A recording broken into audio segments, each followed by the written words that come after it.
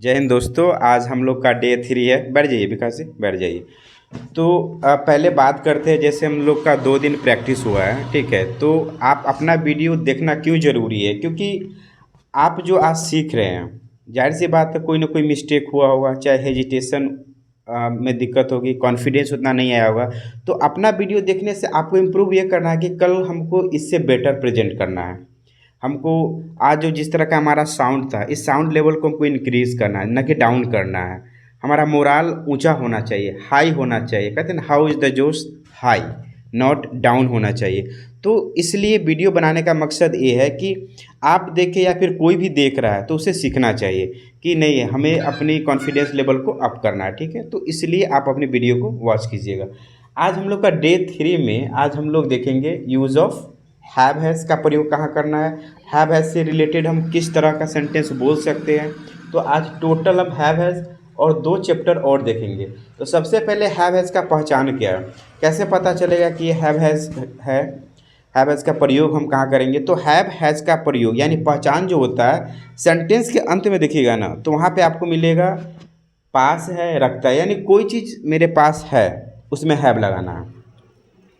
जैसे आप कहते हैं I have a book, I have a pen, I have a family, I have a 2 child, I have a 1 daughter, I have a parents, okay, you have friends, they have a car, okay, she has a bike, he has a wonderful life, he has a beautiful wife.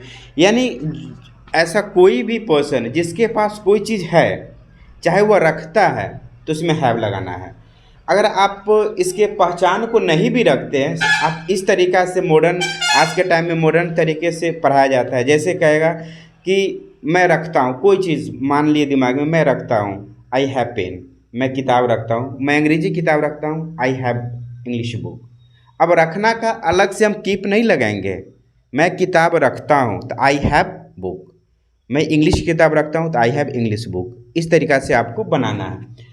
जैसे यहाँ पे दिया हुआ है ना, पास है, रखता है। सब्जेक्ट में रूल में क्या होता है, सबसे पहले सब्जेक्ट यानी कर्ता, फिर आपको हैव एज लगाना है, उसके बाद आपको अदर वर्ड यानी नाउन या एडजेक्टिव जो भी वर्ड आएंगे उसको हमको लगा देना है। हम कहेंगे विकास जी आपके पास पैसे है, तो क्या होगा, you have money. Vikas ji you have money, आपके पास बहुत सारे मनी है, तो बहुत सारे का अलॉट ऑफ हो जाता है, you have a lot of money. तो वो तो वर्ड का ऊपर है, जहाँ पे आप यूज ऑफ वर्ड्स को उठाएंगे उसको सेट कर सकते हैं। इसमें हम 2 तरह से इसको डील करेंगे। हैव हैज़ का 2 नियम है। एक, निगेटिव जब आप जाते हैं बनाने के लिए तो उसमें नो और नॉट का प्रयोग करते हैं, और एक आप डू डज का प्रयोग करते हैं। हम आपको कहें कि आपके पास कलम है, आप क्या बोले, सर मेरे पास पेन नहीं है, मेरे पास कलम नहीं है। आप बोलिएगा अब I have no pen, okay, it's not wrong, यह गलत नहीं है, सही है। लेकिन आप इसको सेकेंड मेथड में डू डज लगा के बना सकते हैं। डू डज जैसे अगर आप कहते हैं मेरे पास कलम नहीं है, तो आप बोलेगा sir I do not have pen. अगर आपको डू नॉट नहीं बोलना है तो कॉन्ट्रैक्शन में, इंग्लिश का कॉन्ट्रैक्शन होता है, डू नॉट को हम लोग क्या पढ़ते हैं, डोंट पढ़ते हैं। Sir I don't have pen, sir I don't have money, mom I don't have purse, mom I don't have time, she does not have time, she does not have cloth. अब कहिएगा sir यहाँ पे तो लिखे ही सी के साथ has लगेगा ना, तो ये सिर्फ अफर्मेटिव में लगेगा। जैसे उसके पास साड़ी नहीं है, साड़ी यानी किसी लेडीज़ की बात हो रही है, तो सी हैज़, उसके पास, सॉरी, उसके पास साड़ी है तो सी हैज़ साड़ी, उसके पास फ्रॉक है तो सी हैज़ फ्रॉक, उसके पास शर्ट है यानी लड़का है तो ही हैज़ शर्ट। तो ये अफर्मेटिव में लगेगा। लेकिन डू डज का प्रयोग हम करेंगे नेगेटिव में, जहाँ पे नकारात्मक सोच हो, ठीक है, पॉजिटिव में नहीं सोचेंगे। तो निगेटिव में क्या करेंगे, हमको डू डज लगाना है, लेकिन डू डज में आपको हैव के साथ हैज़ नहीं लगाना है। इतना याद रखिएगा, हैज़ हमको नहीं लगाना है निगेटिव में, सिर्फ हैव ही लगाना है। डू डज का प्रयोग करेंगे तो हैव ही लगाना है। ही हो चाहे सी हो, चाहे एक नाम हो, 2 नाम हो, प्लुरल हो, सभी के साथ हैव आएगा। हाँ, यहाँ पे चेंज होगा। डू किसके साथ लगेगा, तो डू आपका लगेगा यहाँ पे, डू लग जाएगा आपका आई के साथ, वी के साथ, यू के साथ, दे के साथ। दिमाग में ही रखना, डज लगेगा तो कोई लड़की है ही, सी, कोई एक नाम रहेगा वस्तु, जैसे मेरे पापा काम नहीं करते, my father does not work. मेरी मम्मी अंग्रेजी नहीं बोलती है, my mom does not speak English. मेरी बड़ी बहन काम नहीं करती, my elder sister does not work हो जाएगा। मेरी बड़ी बहन मुझसे इंग्लिश में बात नहीं करती, my elder sister does not talk to me in English. तो वहाँ पे एक चीज़ का रहेगा, एक पर्सन का बोध होगा तो डज लगेगा, बाकी के साथ डू लगेगा। अब जैसे आप कह सकते हैं, हम आपको कहते हैं तुम्हारे पास घर नहीं है, तो क्या होगा? I have तुम्हारे पास, I do have you do not you do not have house. तुम्हारे पास पैसे नहीं है, you do not have money। Money. चलिए विकास जी आइए तो कुछ पूछते हैं। चलिए हम विकास जी के साथ आप प्रैक्टिस करते हैं। अगर आप पहली बार वीडियो को देख रहे हैं तो लाइक और सब्सक्राइब जरूर करें। विकास जी आप बताइएगा, पहले हम इसका अफर्मेटिव पूछते हैं आपसे। माइक लीजिए, इस तरह ये टर्न हो जाएगी कैमरा के सामने। चलिए आप बताइएगा, मेरे पास घर है। I have house। ओके। तुम्हारे पास दोस्त है। You have friend। ओके। उसके पास पैसे है, उसके, तो उसके के लिए आप ही का यूज कर सकते हैं, मनी। ओके। बनाइएगा, मेरे पास नॉलेज है, ज्ञान है। I have knowledge। मेरे पास अंग्रेजी का ज्ञान है। I have English English knowledge. knowledge। Okay. तुम्हारे पास विचार है। You have idea। You have idea, you have thoughts, you have opinion, भी बोल सकते हैं। अब आते हैं हम नेगेटिव। नेगेटिव में डू डज लगाना है, ठीक है। अब बनाइएगा, मेरे पास समय नहीं है। I do not have time. Okay. तुम्हारे पास समय नहीं है। You do not have time। हम लोग के पास किताब नहीं है। We do not have book। अब बनाइएगा, ही और सी आएगा, तो ही और सी में क्या हम प्रयोग करते हैं? डज, ठीक है ना। उसके पास दोस्त नहीं है। उसके पास he does not have friend। उसके पास दो कलम नहीं है। He does not have two pen। Okay. उसके पास भाई नहीं है। He does not have brother। Okay. तो निगेटिव में हम लोग क्या करते हैं? डू डज लगाते हैं। तो जनरली अगर आप ऐसे बोलते हैं कि I have no pen, I have no money, that's not wrong, that's right. Okay. But there are different way to say मेरे पास कुछ नहीं है। तो बेसिक है कि अगर आप थोड़ा अच्छा इंग्लिश सीखते हैं तो उसमें डू डज का प्रयोग करने से बेसिक होगा कि आपका बोलने का शैली अच्छा लगेगा, प्रोनाउंसिएशन अच्छा लगेगा। कि आप अपने घर में हैं तो आप कह सकते हैं अपनी फैमिली मेम्बर को कि I don't have time, I don't have money, I don't have 1000 rupees. Okay. She does not have time, she does not have books. So इन तरीका को हम लोग ही सी के साथ हम लोग डज का प्रयोग करेंगे और उसके साथ हैव ही लगाना है, हैज नहीं लगाना है। ओके। नेक्स्ट जो हमारा टॉपिक्स है वो है आपका यूज ऑफ वर्ड सेशन है। वर्ड में हम लोग आज सीख रहे हैं चिकन हार्टेड। दोस्तों चिकन हार्टेड का मतलब होता है डरपोक। जैसे जिसको हम लोग नहीं पकड़े रहे, कोई दिक्कत नहीं, कावड़ बोलते हैं ना। कावड़ माने क्या होता है? डरपोक ही होता है, कायर जिसको हम लोग बोलते हैं। तो आप वहाँ पे यूज़ करते हैं चिकन हार्टेड भी बोल सकते हैं। जैसे हम कह सकते हैं कि विकास जी डरपोक है, तो क्या बोलेंगे? विकास जी है चिकन हार्टेड। अगर आप पकड़िए, अगर कहना हो कि मैं डरपोक नहीं हूँ, I am not chicken hearted. मेरी माँ डरपोक है। My mother is chicken hearted। मेरा छोटा बेटा डरपोक नहीं है। My younger son is not chicken hearted. आप कह सकते हैं my younger son is not chicken hearted. तो चिकन हार्टेड का मतलब क्लियर है। अब आप कहिएगा सर इसको तो हम अफर्मेटिव नेगेटिव यूज़ कर सकते हैं।